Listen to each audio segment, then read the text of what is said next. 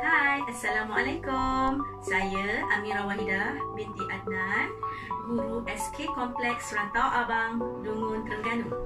Hari ini saya akan membentangkan tajuk inovasi saya iaitu MAPER, aplikasi mudah alih pendidikan Islam ketika penularan wabak COVID-19.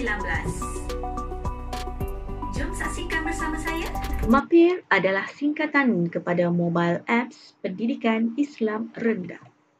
MAPER merupakan aplikasi mudah alih yang dibangunkan untuk disesuaikan pengajaran pendidikan Islam kepada murid susulan penularan wabak COVID-19 yang melanda negara kita lebih setahun. MAPER menggabungkan beberapa aplikasi yang menarik seperti AnyFlix, video YouTube, gamifikasi, Padlet dan sebagainya. MAPER juga merangkumi kurikulum pendidikan Islam yang mengandungi 7 bidang utama iaitu Al-Quran, Hadis, Akidah, Ibadah, Sirah, Akhlak dan juga Jawi. Antarmuka MAPER mengandungi pengenalan, rujukan, 7 bidang kurikulum pendidikan Islam, aktiviti dan hasil murid, gamifikasi, rekod murid serta digital tasmid. Objektif inovasi. 1. Memudahkan guru untuk mengajar pendidikan Islam walau di mana sahaja mereka berada dengan hanya membawa peranti mudah alih. 2. Mendedahkan pelbagai aplikasi menarik yang boleh digunakan oleh guru dan murid dalam pengajaran dan pembelajaran pendidikan Islam. 3. Meningkatkan kemahiran murid dalam penggunaan teknologi selaras dengan perkembangan revolusi industri 4.0. Berikut adalah kurikulum pendidikan Islam yang mempunyai 7 bidang utama. MAPER dapat diakses dengan 4 cara iaitu yang pertama, imbas kod QR. Kedua, pautan lamang sesawang ataupun mobile link. Ketiga, imbas kod ZPAR. Dan yang keempat, format APK. Uniknya MAPER adalah hasil gabungan beberapa aplikasi interaktif iaitu Padlet, AnyFlix, gamifikasi, Hot Digital, YouTube dan sebagainya. Kebolehgunaan MAPER. Inovasi ini amat sesuai digunakan terutamanya dengan situasi pandemik COVID-19 di mana murid melaksanakan pembelajaran di rumah iaitu PDPR atau juga dikenali sebagai home-based learning. Keadaan peranti murid yang pelbagai menyebabkan murid perlu kepada kepelbagaian kaedah pembelajaran. Ketiga, pengajaran dan pembelajaran dapat dilaksanakan di mana sahaja. Aplikasi ini amat sesuai digunakan oleh semua tahap kelajuan internet sama ada berkelajuan tinggi, sederhana dan kurang memuaskan. Sesuai digunakan oleh peranti yang mempunyai storan sederhana dan rendah. Murid tidak perlu download gambar jika jaringan internet untuk mencapai pautan YouTube tidak dapat dilaksanakan dan internet mereka perlahan. Keunikan MAPER. Guru telah melaksanakan 4 kaedah pengajaran dalam MAPER berdasarkan masalah-masalah yang timbul ketika pelaksanaan PDPR, iaitu yang pertama, pengajaran melalui Google Meet. Yang kedua, pengajaran melalui pautan YouTube channel. Ketiga, pengajaran melalui nota berbentuk PDF. Dan yang terakhir, pengajaran melalui nota bergambar. Berikut adalah antara MAPER melalui 3 peranti iaitu yang pertama, antarmuka melalui telefon pintar.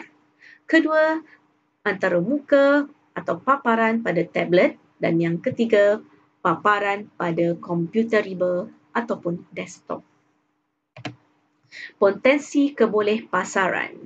Beberapa perkongsian yang telah dilaksanakan sebelum ini seperti dalam YouTube, Telegram, WhatsApp dan Instagram untuk berkongsi bahan dan penggunaan MAPER. MAPER juga dalam proses untuk dimasukkan dalam Google Play Store agar dapat disebar luas kepada masyarakat terutamanya guru di luar sana untuk menggunakan MAPER terutamanya dalam PDPR. MAPER juga telah didaftarkan hak cipta di bawah MyIPO. Mesra pengguna. MAPE versi 5 ini adalah penambahbaikan atau pembaharuan daripada MAPE versi 1, 2, 3 dan 4 kerana guru membangunkan aplikasi MAPE versi 5 ini mengikut keadaan persekitaran murid yang terdiri daripada pelbagai demografik. Kepelbagaian jenis peranti juga mempengaruhi kaedah penyampaian guru untuk pembelajaran murid. Ada peranti murid yang dimiliki menyokong YouTube. Ada peranti yang tidak boleh menyokong YouTube dan hanya menyokong format PDF dan juga nota bergambar. Dan ada juga peranti yang tidak dapat menyokong kedua-duanya dan hanya dapat mendownload gambar. Walau bagaimanapun, murid tidak perlu download gambar kerana MAPE telah tersedia untuk storan digital. Walau bagaimanapun, murid telah berdepan dengan pelbagai masalah ketika melaksanakan PDPR, namun MAPE dapat akses bahan pembelajaran yang dikumpulkan di suatu tempat dengan mudah dan jelas serta ia sangat mesra pengguna. Sebaran MAPE dalam sosial media. Dengan penggunaan inovasi MAPE ini sebagai amalan terbaik PDPC maupun PDPR, ia dapat memberi motivasi dan panduan kepada guru di dalam dan di luar negeri.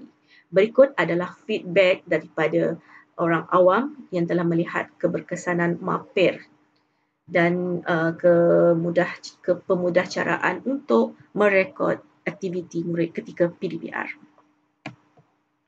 Berikut adalah sebaran yang telah dilaksanakan melalui pautan channel YouTube e-learning JPN Negeri Terengganu. Dan juga perkongsian MAPE kepada PPD selain daripada PPD daerah Dumun, serta guru telah menyumbang bahan-bahan MAPE dan dalam portal e-learning Terengganu ketika PKP 1.0 bermula pada Mac 2020 dan penyumbang dan guru juga telah tersenarai dalam carta penyumbang terbanyak. Kebolehgunaan MAPE dalam pelbagai pelantah, ia bukan sahaja dapat digunakan di dalam Google Classroom, malahan boleh juga digunakan dalam Microsoft Suite dan mungkin akan datang ditestkan juga di dalam aplikasi dalam platform Apple. Berikut adalah keputusan soal sendiri yang telah dilaksanakan ke atas murid, di mana soal sendiri tersebut berkisahkan tentang melihat tinjauan bagaimana dan bilangan murid menghantar tugasan dan dapat memuat naik dalam Padlet, di mana murid juga menggunakan aplikasi WhatsApp untuk pautan MAPE dan di mana survey telah dilakukan untuk melihat bagaimana murid mendapatkan bahan PDPR, sama ada menggunakan nota berbentuk PDF, nota bergambar dan juga mendengar penerangan guru melalui YouTube channel. Di sini saya sertakan penggunaan MAPE dalam kalangan murid ketika sekolah mula dilaksanakan secara bersemuka pada Mac 2021. Kita tengok apa yang saya sediakan ini. Okey, ini adalah paparan murid menggunakan MAPE menggunakan desktop, di mana jika mereka berada di rumah akan datang, murid-murid akan menggunakan MAPE melalui pautan yang telah diberikan oleh guru di dalam WhatsApp. Ini pula paparan MAPE di dalam bentuk tablet, dan murid yang ada tablet boleh gunakan MAPE ketika PDPR maupun bukan PDPR. Murid boleh mencapai YouTube dan mendengar apa yang guru ajar. MAPE juga dapat diakses menggunakan peranti mudah alih. Walaupun paparan kecil, tapi murid dapat juga menjalani pembelajaran. Dan ini adalah untuk menyahut Education for All seperti mana yang telah disenaraikan oleh UNESCO. Murid juga akan menekan button yang telah diberikan dan disediakan.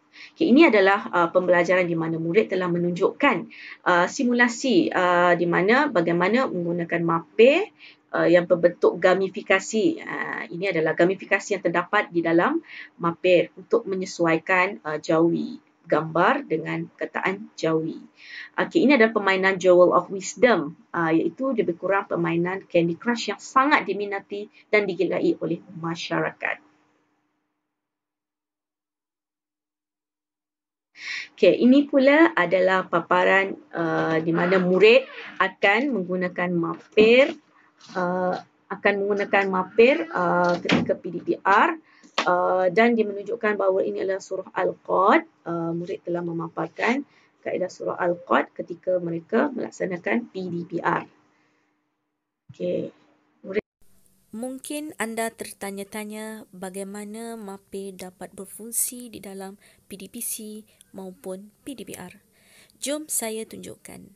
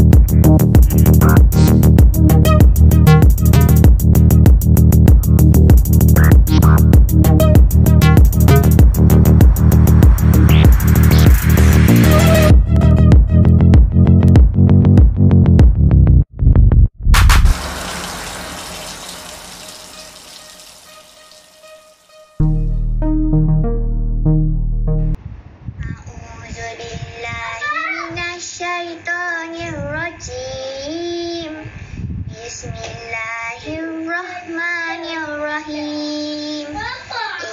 Inna anzalnahu fi lailatul qadr.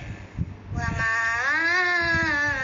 adraka ma lailatul qadr. Lailatul qadri khairum min alfi syahr. Tanazzalul malaikati war-ruhu fiha.